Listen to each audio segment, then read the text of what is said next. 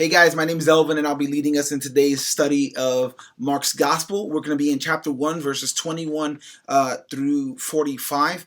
We're going to be focusing in on the last 6 verses today, where we learn that Jesus moves towards you when everyone else moves away from you. Just want to focus in on just a couple of verses here. At this point in the story, we see that Jesus had just a very busy day of ministry, where he had been preaching with power. He had been healing people, both of physical sickness and spiritual sickness. And at this point, word had gotten out that Jesus wasn't just your average minister, and so people who were sick and hurting were flocking to Jesus.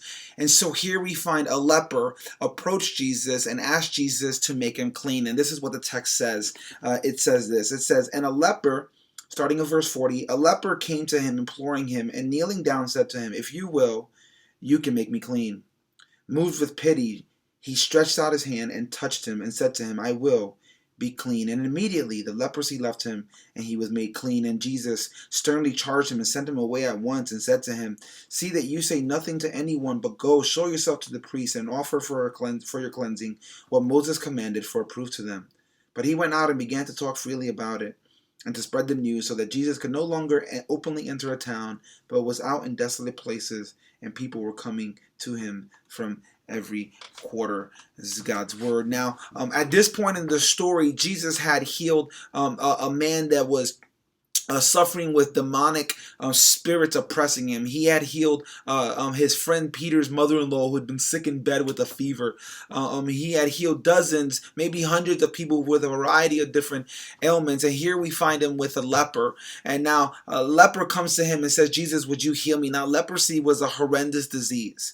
Leprosy was a junctural term used to describe a variety of sicknesses, skin diseases and ailments and deformities, and that affected not just their physical condition, but had ripple effects for their entire life. Anyone that had leprosy was considered spiritually as well as physically unclean, and so they were unable to have human contact for fear of spreading the disease, and so they were literally outcasts. Wherever they went, they had to announce "unclean, unclean," so that the people that were in their vicinity would hear it and make way, clear the way, so they wouldn't even risk being in proximity to the leper, lest they be touched and the disease spread to them. Everyone moved away from the leper. And here's what I want us to see about Jesus. That it says that when the leper came to Jesus, Jesus was moved with pity. That Jesus was moved and he moved toward the man. That because Jesus is moved with pity, he moves toward us. That while everyone else moves away from us, Jesus moves toward us. It says that he stretched out his hand and touched him, elevating the dignity that he lost when everyone runs away from him. And so while everyone runs away, Jesus moves toward. Everyone moves away, Jesus moves toward. And I want you to hear this, that this man had a physical condition called leprosy that affected every area of his life. And he went to Jesus and asked Jesus to make him clean. Where everyone else moved away because they couldn't do anything for him, Jesus moved toward him with sympathy, empathy, pity, and said, "I will, be clean." And he reached out and touched him, and that when Jesus touched him, he was restored and made clean. I want you to hear this, my friends, that you and I have a spiritual leprosy that, left unchecked, will ruin every area of our life and our relationships, and our dignity and our relationship with God, intimacy with God, will fall apart all around us. But that we can go to God, go to Jesus and say, "Jesus, if you will, you can make me clean." And that while everyone moves away from you, Jesus moves toward you. And that when Jesus moves toward you, he doesn't just make an inspiring gesture of empathy. He doesn't just say, "I feel for you." He actually stretches out his hand and has healing power in his touch.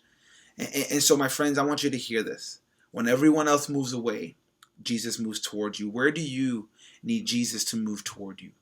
Where do you need Jesus to make you clean? Where do you need to go to Jesus and say, "Jesus, if you will, you can make me clean"? Is it physically? Is it emotionally? Is it relationally? Is it spiritually? Are you dealing with a sin that is killing your intimacy with God? Or are you having broken relationships and conflict? Where is it that you need to go to Jesus and say, "Jesus, if you will, can you make me clean? You can make me clean." My prayer is that you would hear from him and that you would hear, "I will be clean."